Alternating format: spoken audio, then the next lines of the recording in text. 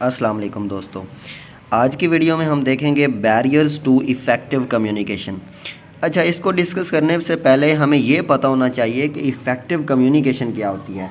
अगर हमें effective communication का पता होगा तो फिर तो तभी हमें पता चलेगा ना कि बैरियर्स टू इफ़ेक्टिव कम्युनिकेशन क्या होते हैं, कि ऐसे कौन कौन से बैरियर्स होते हैं जो इफ़ेक्टिव कम्युनिकेशन को डिस्टर्ब करते हैं। इफ़ेक्टिव कम्युनिकेशन दोस्तों ये होती है कि अगर आप स्पीकर हैं, ठीक है, तो अगर आप जो मैसेज डिलीवर करना चाह रहे हैं तो वो सेम टू सेम अगर आपका रिसीवर उसको रिसीव कर लेता है तो इसका मतलब है आपकी कम्युनिकेशन इफ़ेक्टिव हुई है। ठीक है, तो इसमें सेम लिखा हुआ है कि effective communication means a communication where an understanding is established between sender and the receiver. इसका मतलब ये है कि ऐसी कम्युनिकेशन जहाँ पर अंडरस्टैंडिंग इस्टेब्लिश हो जाए between the sender and the receiver. Understanding उसी वक्त जो है वो इस्टेब्लिश होती है जब आपका message same to same receiver उसको एक्सेप्ट कर ले, उसको हासिल कर ले। आगे है where the message arouses in the receiver's mind the response desired by the sender. ठीक है, in effective communication the message gets through to the communicatee and its meaning is very similar to that of the communicator. उसमें कहता है कि effective communication में जो आपका sender message send करता है तो वो सेम टू सेम उसको रिसीवर जो है वो एक्सेप्ट करता है, तो वो होती है इफ़ेक्टिव कम्युनिकेशन। आगे है दोस्तों, it is difficult to achieve effective communication. In fact it is really impossible because many barriers exist to disrupt or frustrate communication. Most common barriers to effective communications are physical barriers, psychological barriers. इसमें दोस्तों आपको मैं एक चीज़ बताते चलूँ कि effective communication के लिए हमारे पास 4 चीज़ें होती हैं। एक सूटेबल इन्वायरमेंट, एक अटेंशन कंपैटिबिलिटी, और चौथा था इसमें हमारे पास पीछे लिखा हुआ है किताब के अंदर, मैं भूल गया। हाँ, एक हमारे पास होना चाहिए सूटेबल इन्वायरमेंट होल्डिंग अटेंशन। मतलब कि इन्वायरमेंट हमारे पास अच्छा होना चाहिए एक इफ़ेक्टिव कम्युनिकेशन के लिए। एंड अटेंशन हमारे पास चाहिए होती है compatibility and the frame of reference. ठीक है, suitable environment, attention, compatibility and frame of reference. ठीक है, अगर हमारे पास ये चारों चीज़ें होंगी तो हमारी कम्युनिकेशन इफ़ेक्टिव होगी, अदरवाइज़ कम्युनिकेशन इफ़ेक्टिव नहीं होगी। इन्वायरमेंट क्या है कि हमारे पास इन्वायरमेंट अच्छा होना चाहिए। ऐसा नहीं है कि वहाँ पर जो है वो इंसान की मशीनों की आवाज़ें आ रही हों, तो वो एक किस्म की जो है इफ़ेक्टिव कम्युनिकेशन में एक मतलब एज अ बैरियर काम करता है। उसके बाद है होल्डिंग अटेंशन। होल्डिंग अटेंशन का मतलब क्या है, जिससे आप स्पीच कर रहे हैं उसकी आपको 100% उसकी अटेंशन चाहिए। अगर उसकी अटेंशन नहीं होगी तो वो आपकी इफ़ेक्टिव कम्युनिकेशन नहीं होगी। उसके बाद है कंपैटिबिलिटी। तो उसके बाद आपके पास कंपैटिबिलिटी होनी चाहिए। इसका मतलब ये है कि आपको ऑडियंस के हिस्ट्री और उसकी एजुकेशन का आपको आइडिया होना चाहिए। ऐसा नहीं हो कि आप किसी ऐसे इलाके में स्पीच कर रहे हैं, उनको इवन उर्दू ना आती हो और आप उधर इंग्लिश में स्पीच कर रहे हो, तो इसकी वजह से कंपैटिबिलिटी जो है वो अकर नहीं होती और वहाँ पर इफ़ेक्टिव कम्युनिकेशन नहीं हो सकती। ठीक है, ये था इफ़ेक्टिव कम्युनिकेशन के लिए इसेंशियल्स। इसमें दोस्तों हैं 3 बैरियर्स टू इफ़ेक्टिव कम्युनिकेशन। एक है फिज़िकल बैरियर, साइकोलॉजिकल बैरियर्स, ठीक है, और एक है नॉइस। ठीक है, फिज़िकल बैरियर्स में क्या होता है, ऐसे बैरियर्स जो मतलब उनको हम देख सकते हैं, उनको हम ऑब्ज़र्व कर सकते हैं। अब फिज़िकल बैरियर्स में क्या क्या हो सकता है, मिसाल के तौर पर अगर कोई स्पीकर स्पीच कर रहा है अपनी ऑडियंस के सामने और वो किसी माइक का यूज़ कर रहा है, अगर इशू आ जाता है माइक के अंदर तो वो होगा फिज़िकल बैरियर। ठीक है, और इसी तरह से मिसाल के तौर पर अगर कोई स्टूडेंट अपनी क्लास में प्रेजेंटेशन देता है या आपका क्लास टीचर स्टूडेंट्स को पढ़ा रहा है, तो अगर स्क्रीन में कोई मसला आ जाता है तो वो भी फिज़िकल बैरियर में आता है। ठीक है, और उसके साथ साथ स्क्रीन डिस्टॉर्शन, टेलीविज़न, मिसाल के तौर पर आप टेलीविज़न देख रहे हैं तो अगर आपके सिग्नल्स कंप्लीट नहीं आते तो आपकी स्क्रीन पर पूरी स्क्रीन आपको शो नहीं होगी, मतलब कभी हाफ होगी, कभी उससे भी कम। तो इस तरह से जो है ना स्क्रीन डिस्टॉर्शन भी जो है वो फिज़िकल बैरियर में आता है। ठीक है, तो इसी तरह से अगर दोस्तों आप किताब पढ़ रहे हैं तो किताब के ऊपर अगर जो है प्रिंटिंग अच्छी नहीं हुई तो वो भी फिज़िकल बैरियर में आता है। उसके साथ साथ दोस्तों अगर आपकी आई साइट कम है, मिसाल के तौर पर अगर आपको कलर ब्लाइंडनेस है, तो ये भी सारी की सारी इफ़ेक्टिव कम्युनिकेशन में बैरियर होता है। और वो किस में आता है? फिज़िकल बैरियर्स के अंदर, ठीक है।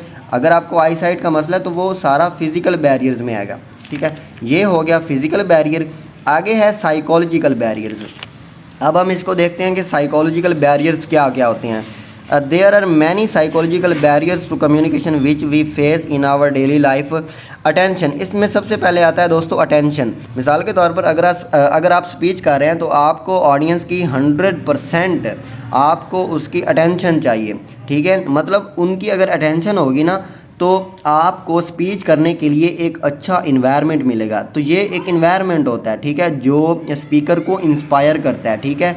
तो इसमें लिखा हुआ है once attention towards message is must for the success of any communication. If the person we want to communicate with is not mentally attentive to our message, communication will fail. इसका मतलब ये है कि जिस आदमी के साथ आप कम्युनिकेट करना चाह रहे हैं, अगर वो मेंटली तौर पर अटेंटिव ही ना हो, इसका मतलब आपकी कम्युनिकेशन फेल है, ठीक है। आगे people are usually in a habit to pay selective attention. और कुछ लोगों की आदत होती है कि वो सिलेक्टिव अटेंशन ही देते हैं। मतलब कि आपका स्पीकर जो बात बता रहा है, तो अगर उसकी स्पीच में अगर उस बंदे की इंटरेस्ट की कोई बात आ गई है, ठीक है, तो वो उसी के ऊपर अटेंशन देगा, उसके अलावा वो पूरी स्पीच के ऊपर अटेंशन नहीं देगा। तो ये भी अटेंशन का मसला होता है, ठीक है। तो इफ़ेक्टिव कम्युनिकेशन में ये साइकोलॉजिकल बैरियर में अटेंशन बहुत ज़्यादा अहम किरदार अदा करती है। तो आगे आती है हमारे पास लैंग्वेज। तो ये बहुत ज़्यादा इम्पोर्टेंट होती है। और कुछ लोग होते हैं कि वो ज़्यादा पढ़ जाते हैं और वो अपनी स्पीच पाकिस्तान के अंदर और इवन देहाती इलाकों में इंग्लिश में स्पीच कर रहे होते हैं। तो वो एक बहुत बड़ा बैरियर होता है, ठीक है, इफ़ेक्टिव कम्युनिकेशन के अंदर, और वो होता है लैंग्वेज का बैरियर। तो इसको आपको इग्नोर करना चाहिए। अगर आप जितना भी पढ़ जाएँ तो आपको ऑडियंस के लिहाज से आपको बात करनी चाहिए। इसी तरह से जैसे मैं MLT कर रहा हूँ तो हमें ये शुरू से सिखाया जाता है कि अगर आपके पास कोई पेशेंट आता है तो आप उसके हिसाब से उसको डील करें। अगर उसको उर्दू नहीं आती तो आप उससे उर्दू में कम्युनिकेट ना करें। अगर वो पंजाबी में इजी फील कर रहा है तो आप उससे पंजाबी में बात करें ताकि उसको आसानी से समझ आ जाए, ठीक है। तो ये होता है इफ़ेक्टिव कम्युनिकेशन में। आगे दोस्तों फील्ड ऑफ एक्सपीरियंस, ये भी साइकोलॉजिकल बैरियर्स में ही आता है। फील्ड ऑफ एक्सपीरियंस और फ्रेम ऑफ रेफरेंस ये एक ही चीज़ है। इसका मतलब और इसका मतलब ऑलमोस्ट सेम ही है। इसका मतलब ये है दोस्तों कि आपके सामने जो ऑडियंस बैठी है, आपको उनका पता होना चाहिए कि उनकी हिस्ट्री क्या है, उनके इलाके की हिस्ट्री, और उसमें कौन सी एज के लोग बैठे हुए हैं, और उनकी ज़ुबान क्या है, ठीक है, और वो कितनी एजुकेटेड हूँ, ताकि अगर आपको उनका पता होगा ना तो उसकी वजह से आप इजीली उनके साथ कम्युनिकेट कर पाएंगे, ठीक है, और आप उनके हिसाब से उनके साथ कम्युनिकेट कर पाएंगे। और इस तरह से जो है ना एक इफ़ेक्टिव कम्युनिकेशन जो है ना इस्टेब्लिश होगी। आगे है रिलीजन। तो मिसाल के तौर पर अगर स्पीकर आपकी रिलीजन बिलीव्स के ख़िलाफ़ अगर कोई बात करेगा तो वो ऑडियंस के लिए एक्सेप्टेड नहीं होगी। तो ये रिलीजन का भी बहुत बड़ा बैरियर आ जाता है। आ गया सोशल एंड कल्चरल नॉर्म्स। अगर स्पीकर सोशल और कल्चरल नॉर्म्स के ख़िलाफ़ कोई बात करेगा तो वो भी ऑडियंस में एक्सेप्टेड नहीं होगी और वो इफ़ेक्टिव कम्युनिकेशन में एक बहुत बड़ा बैरियर होगा।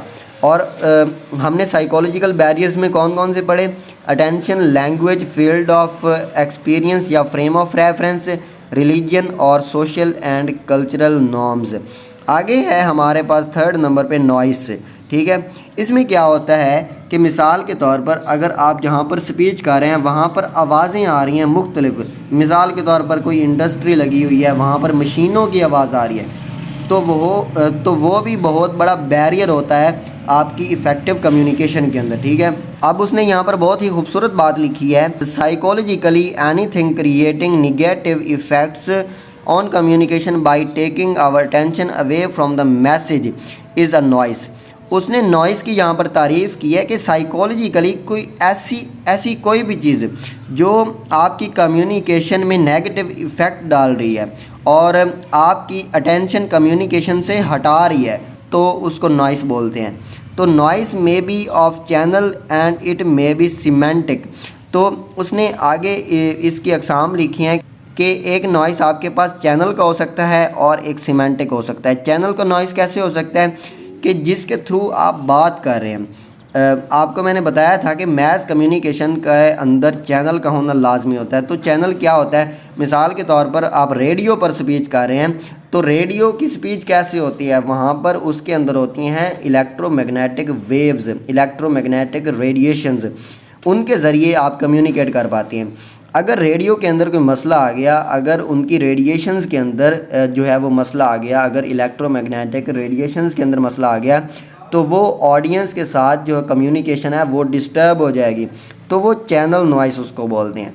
ठीक है, आगे आ गया सीमेंटिक नॉइस। ये ऐसा नॉइस होता है, मिसाल के तौर पर अगर आप स्पीच कर रहे हैं, तो अगर आप कुछ ऐसे अल्फाज अदा कर देते हैं या कुछ ऐसे अल्फाज बोलते हैं जो ऑडियंस को समझ नहीं आती, वो मतलब ऊपर से उनको क्रॉस कर जाते हैं, ठीक है, तो वो सारे का सारा आता है सीमेंटिक नॉइस में। अगर आप ऐसी कोई बात करते हैं जिससे ऑडियंस उकता जाती है, या कोई आप ऐसे अल्फाज यूज़ करते हैं जो बिल्कुल इर्रेलेवेंट हैं आपकी उस चीज़ से, ठीक है, आप जो मैसेज पहुंचाना चाह रहे हैं, तो आपको अल्फाज भी उसी हिसाब से अदा करने चाहिए, उसी हिसाब से आपको कम्युनिकेशन करनी चाहिए।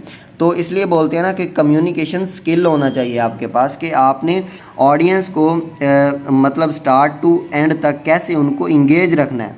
ठीक है, तो मतलब कि आप इस तरह से स्पीच करते हैं जो ऑडियंस में उकताहट का बायस बनती है, तो वो सारे का सारा आता है सीमेंटिक नॉइस में।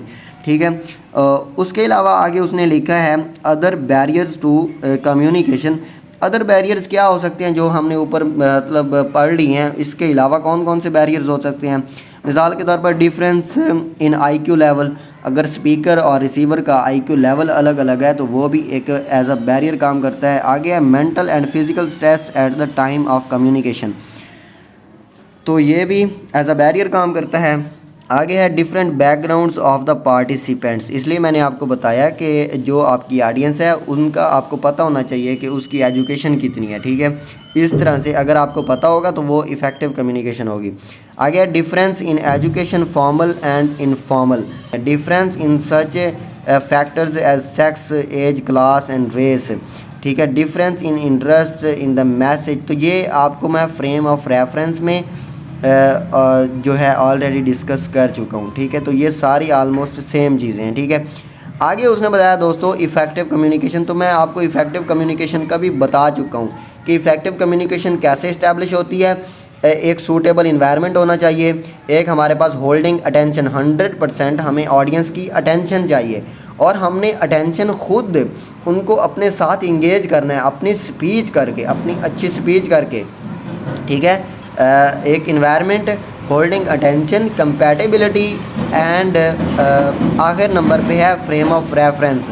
ठीक है, हमें ऑडियंस का पता होना चाहिए कि ऑडियंस की मतलब ज़ुबान क्या है और वो कौन सी ज़ुबान बोलते हैं, उनकी एजुकेशन कितनी है, उनकी एज कितनी है। ठीक है, ठीक है, आया कि वो बूढ़े हैं, आया कि वो नौजवान हैं, तो आप उनके हिसाब से उनके साथ स्पीच करें, तो वो इफ़ेक्टिव कम्युनिकेशन इस तरह से होती है। सूटेबल इन्वायरमेंट, होल्डिंग अटेंशन, एक फ्रेम ऑफ रेफरेंस और एक कंपैटिबिलिटी। ठीक है, तो उस हिसाब से कम्युनिकेशन इफ़ेक्टिव होती है। अगर आपके पास सवाल आता है कि इफ़ेक्टिव कम्युनिकेशन होती क्या है, इफ़ेक्टिव कम्युनिकेशन वो होती है कि जो आप ऑडियंस में मैसेज डिलीवर करना चाह रहे हैं तो वो सेम टू सेम अगर ऑडियंस उसको एक्सेप्ट करती है, ऑडियंस उसको हासिल करती है, तो वो होती है इफ़ेक्टिव कम्युनिकेशन। तो आगे हैं दोस्तों इसेंशियल्स टू इफ़ेक्टिव कम्युनिकेशन, तो वो मैं आपको ऑलरेडी बता चुका हूँ।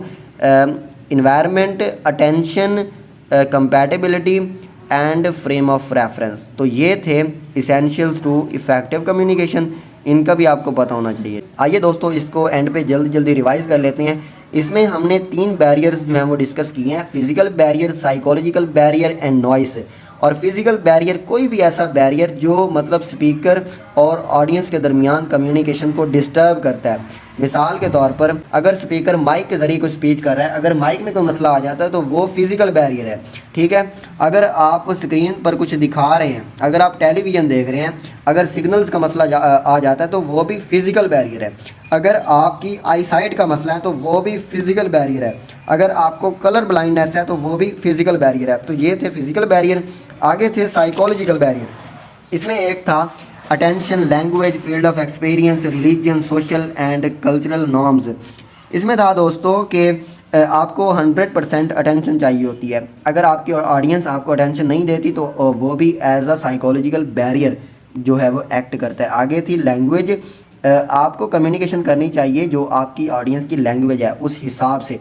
अगर आप कोई और लैंग्वेज यूज़ करेंगे जो ऑडियंस उसको अंडरस्टैंड नहीं करती तो वो as a psychological barrier act करेगी। आगे थी फील्ड ऑफ एक्सपीरियंस कि आपको पता होना चाहिए कि ऑडियंस का इल्म का लेवल क्या है, उनकी एज क्या है, ठीक है, तो इसका पता होना चाहिए। आगे था रिलीजन।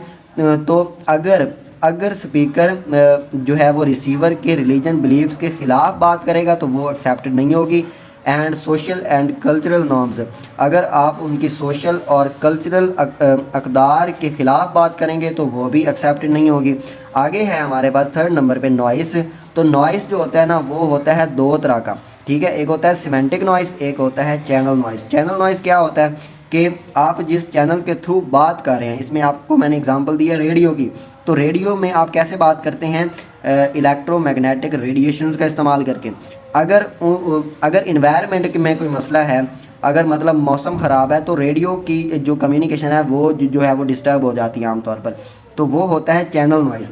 इसी तरह से है आगे सीमेंटिक नॉइस। अगर स्पीकर कुछ इररेलेवेंट अल्फाज इस्तेमाल कर देता है जो ऑडियंस उसको अंडरस्टैंड नहीं कर सकती, वो होता है सीमेंटिक नॉइस। आगे था दोस्तों अदर बैरियर्स टू कम्युनिकेशन, इनके अलावा। तो ठीक है, तो ये भी आलमोस्ट इसका मैंने बता दिया है। आगे एंड पे मैंने बताया आपको इफेक्टिव कम्युनिकेशन के लिए क्या ज़रूरी होता है, environment, holding attention, frame of reference and compatibility. और इफेक्टिव कम्युनिकेशन होती क्या है कि जो आप जो है वो ऑडियंस को बताना चाहते हैं, अगर सेम टू सेम ऑडियंस उसको एक्सेप्ट कर लेती है तो वो होती है इफेक्टिव कम्युनिकेशन। उम्मीद है दोस्तों आपको समझ आ गई होगी। अभी तक के लिए इतना ही दोस्तों, अपना ख्याल रखिए। अल्लाह हाफ़िज़। पाकिस्तान जिंदाबाद।